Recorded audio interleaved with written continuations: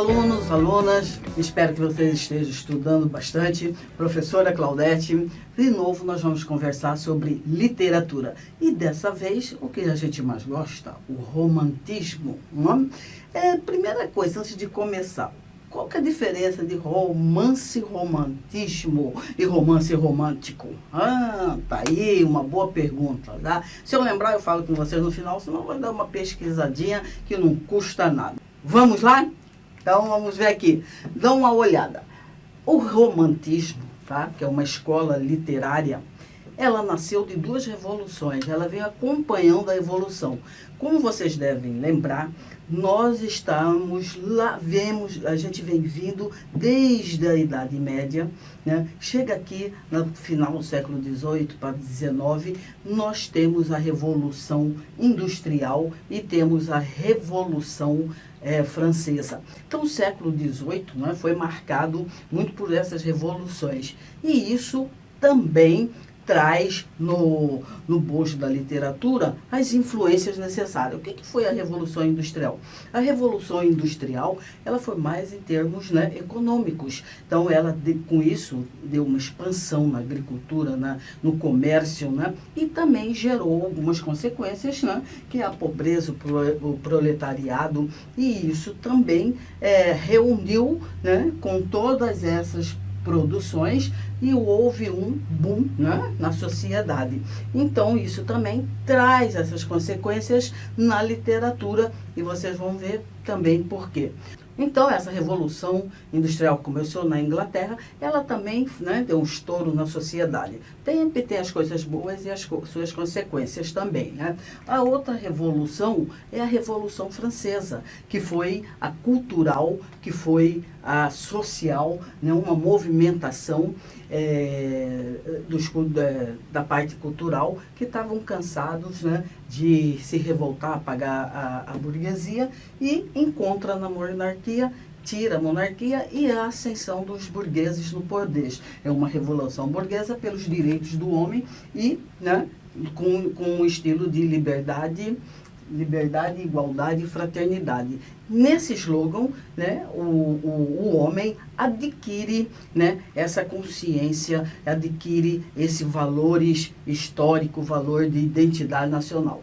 Então, veja bem, aqui, ó, com a burguesia no poder, né, com essa burguesia no poder, eles têm essa vontade, essa cultura. Então, foi aí que começou a escrever muito, as pessoas a lerem. Eles precisavam, lembra? Eles precisavam dessa transformação cultural. Então, o filósofo pensador Jean-Jacques Rousseau, ele sai com essa teoria do bom selvagem. O que é a teoria do bom selvagem?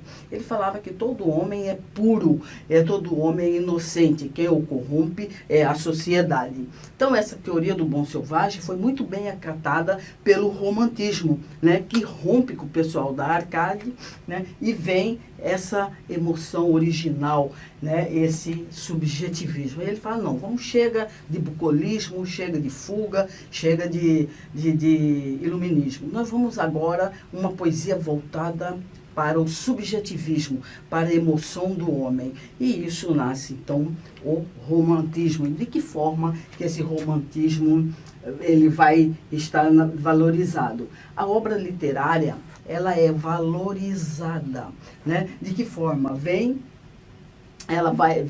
no bolso dela esse herói. Né? Quem que é esse herói? A burguesia tinha que se destacar, tinha que se identificar com os romances.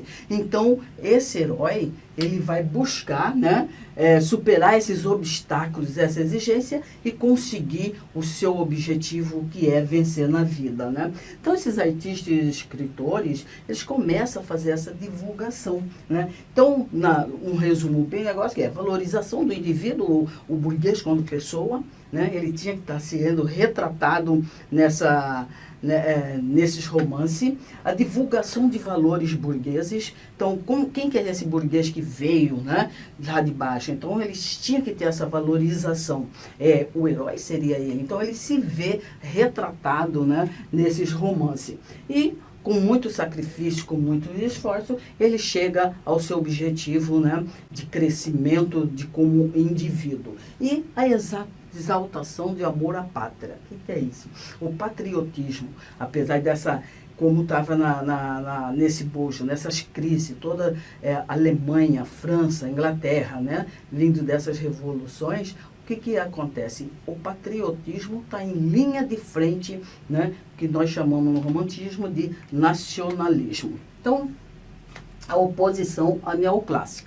Então, veja bem, 3 países que foram os precursores, né, do romantismo. Na Alemanha, por exemplo, eles idolatravam essa alma do povo. Né? Põe aqui na tela para mim, por favor. Na Alemanha, lá, através dessa tempestade e ímpeto, o povo, né, expressa em vários gêneros a sua linguagem, a sua literatura, seus monumentos, né, seus populares. Goethe, né, o que foi o representante desse movimento, ele fala da terra natal. Olha um trechinho de uma poesia dele. Conheces o país onde os limões florescem e laranjas de ouro acendem a folhagem? Soprando o céu azul, uma doce virgem junto ao loureiro. Altivos os mitos adormecem. Conheces o país? Então, o que é isso? Essa valorização da pátria. Essa, aqui, ó, limões, laranja. Se você vê, né, quando chegar aqui no Brasil, nós também vamos ter essa pátria retratada dentro dessa natureza. Então, esse patriotismo, eles chegavam para dentro da natureza, os costumes. Então, eles foram colocando tudo isso nesses romances. Já na Inglaterra, foi esse exagero, né? Foi o exotismo. Então, que França, na consciência social, Revolução Francesa está aí, né, para provar isso. Então, temos Victor Hugo, olha aqui, ó, Notre Dame, Os Miseráveis, tem filmes, Os Miseráveis, tem o Corcunda de Notre Dame. Assistam, se não pode ler, assistam. O Máscara de Ferro, Os Três Mosqueteiros, todos esses aqui, a Dama das Camélias, que colocou quem? Uma prostituta na linha de frente, na vida dessa prostituta. Então, eles começam a trazer, né? Começa a trazer essa sociedade para a literatura. Então, você vê esse estouro gótico, né? O pitoresco, o medieval. Então, dá essa sensação, né? Já em Portugal, olha aqui, Portugal, D. João VI vem para o Brasil, porque foge das guerras napoleônicas, também se encontra em crise, e essa valorização da identidade nacional, colocar o país como fruto, né, de uma nacionalidade, então eles vão também trabalhar a sua pátria, né? Então temos aqui Almeida Garré com o poema Camões, que em 1825 ele faz do romantismo e dessa estética romântica que é de Portugal, que logo em seguida vem a gente, tá? Então, nessa fase, o romantismo ele é dividido em 3 gerações nesse geral. A primeira geração, que é o nacionalismo, ele vai retratar a sua pátria. Essa questão de firmar a nacionalidade, firmar sua identidade, né? Ele vai trabalhar com essa ideia do nacionalismo. A segunda geração, baseada no Lord Byron, da Inglaterra, o que é isso? Ultrarromantismo. É o mal que chamavam o mal do século. Por quê? Os escritores, né, sempre na linha da marginalidade, se pode dizer assim, né, então eles sofriam, eles tinha aquele sofrimento exacerbado. E sai com Goethe. Goethe faz o éter, né? O sentimento de éter. Então, ele é apaixonado por uma mulher, aí a idealização da mulher, aí chega até o suicídio. Então, o romantismo da segunda geração também aqui entra o gótico, tá? Que nós vamos falar depois dele. O gótico, ele vem dessa ideia, desse sofrimento, coisas sombrias, né? o negro, sempre roupa negra, coisas escuras. Então, a segunda geração está centrada aqui. Já a terceira geração, ela foi em Portugal, ela foi uma transição, né, já para o realismo, já pega a coisa mais social, já pega o assunto mais social, né, o que se tem. Vamos dar uma, na tela, por favor, as características do romantismo, uma característica geral, onde todos vão escrever em cima disso. Liberdade, criação e mistura de gêneros, não é? Então, eles rompem com a carne, rompem com a métrica, com os versos, com o soneto, e são livres para criar.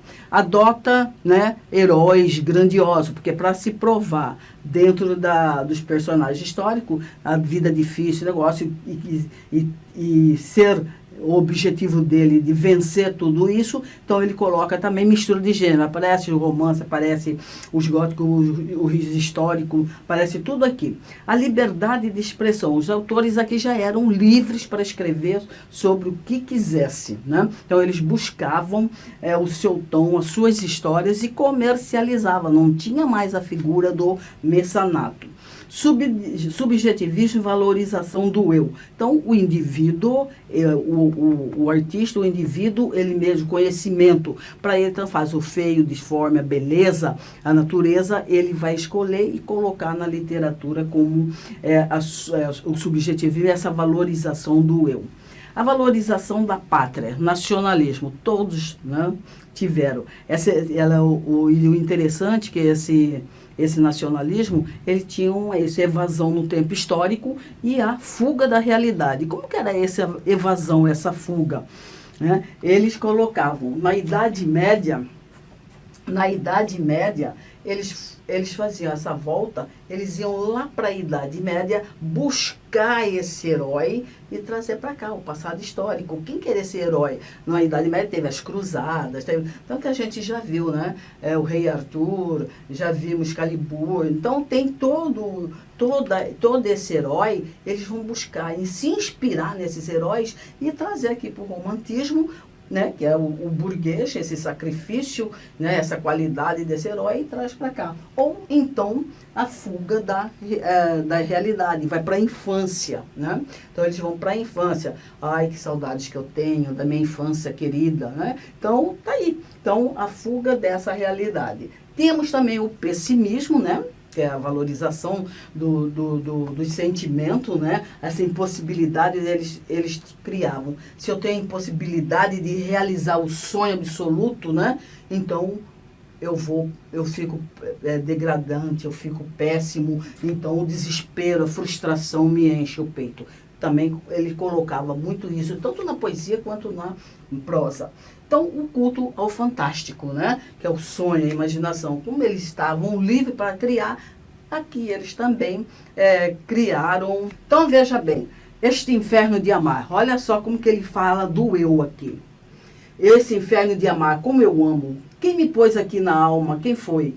Esta chama que alenta e consome, que a vida e que a vida destrói. Como é que se veio atear quando se a ela apagar?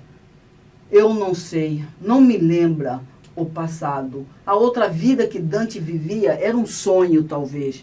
Foi um sonho. Em que paz tão serena dormi? Oh, que saudades era aquele sonhar. Quem me veio aí de me despertar? Só me lembra que um dia formoso eu passei, dava o sol tanta luz, e os meus olhos, que vagos giravam, em seus olhos ardente eu pus. E que fez ela? O que eu fiz? Não sei.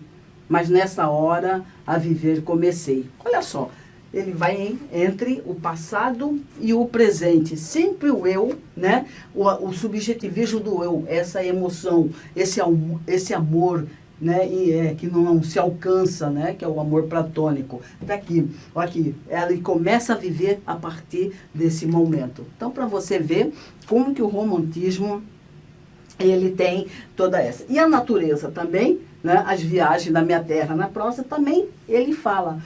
Aqui, ó, ele vai fazendo uma viagem, ele vai vendo, ele vai colocando aqui tudo que se encontra, tudo com essa descrição dessa terra natal. Então aqui, ó, sítios amenos, deleitosos, grandioso, sublime, tudo é pitoresco, tudo é lindo, tudo é maravilhoso. Aqui no nacionalismo não se coloca o que é ruim, não se tem a figura do problema social nessa primeira geração. É o país, é a nacionalidade bonita. Aqui, vamos ver na tela, por favor. Vamos ver algumas coisas que podem entrar no Enem. Quanto à diferença de conceitos de relação homem-mundo expresso pela arte e literatura, pode-se afirmar. 1. No barroco, essa relação se mostra emocional, pode-se dizer dramática. 2. No romantismo, essa relação se mostra pessimista, procurando na natureza um lugar de refúgio idealizado. No barroco, essa relação se mostra desequilibrada, liberta de forças contrárias. No neoclassicismo e no arcadismo, essa relação se mostra orientada por critérios racionais e intelectuais. No romantismo, essa relação se mostra medida pela visão e interpretação científica. Todo aí tem a característica disso. Tá lá. Assinale a alternativa correta. Todas as alternativas estão corretas, apenas a alternativa 1, 2 e 3 estão corretas. Você vai ler, né? Logo que a resposta aqui é a letra C. A 1, a 4 e a 5. Qual que é a 1, a 4 e a 5?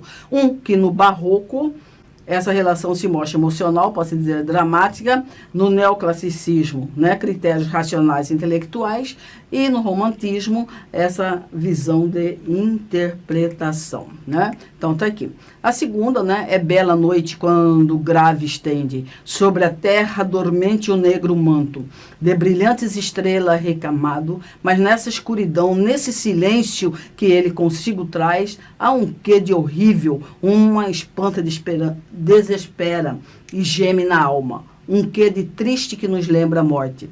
No verso acima ilustra a característica romântica da projeção do estado de espírito do poeta, elemento da natureza. Exemplifica a característica romântica do pessimismo, mal do século, que vê na natureza algo nefasto. Não é capaz de matar o poeta. Exploram as características românticas do sentimentalismo amoroso, que vê em tudo a tragédia do amor não correspondido. Aponta a característica romântica no nacionalismo e apresenta a característica romântica descritivismo, capaz de valorização exagerada da natureza, não nesse daqui, né? Então, acerta a letra B. Exemplificam a característica romântica do pessimismo, mal do século. Então, você vê, se você entra com a característica, o que vocês têm que saber de cada escola? As características, grave bem, para vocês acharem isso no texto, que às vezes uma vírgula mal colocada nos descritores, você pode errar. Tenha em mente as características, né, de cada escola, de cada estilo literário. Ok?